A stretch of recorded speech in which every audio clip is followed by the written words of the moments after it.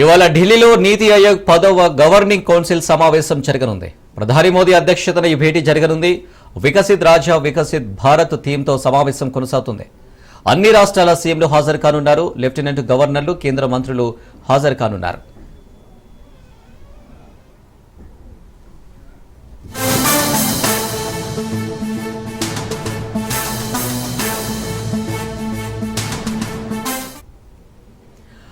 తెలుగు రాష్ట్రాల ముఖ్యమంత్రులు AP CM Chandrababu, Telangana CM Revanth Reddy నీతి ఆయోగ్ మీట్లో పాల్గొననున్నారు. 2018 తర్వాత తెలంగాణ సీఎం మొదటిసారి ఈ సమావేశానికి హాజరవుతున్నారు. ఈ సమావేశంలో సీఎం రేవంత్ రెడ్డి తెలంగాణ రైజింగ్ 2047 విజన్ను ఆవిష్కరించనున్నారు.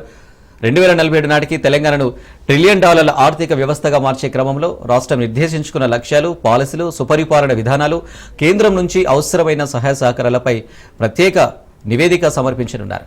తెలంగాణ అభివృద్ధి కోసం ఐటీ, ఫార్మా, ఆర్గనైజేషన్ రంగాల్లో చేపడుతున్న చర్యలు, RRR, రేడియల్ రోడ్లు, dry port, young India sports university, skill university, ఐటీఐలను ఏటీఆర్లుగా మార్చడం లాంటి కార్యక్రమాలపై సీఎం ప్రసంగించనున్నారు.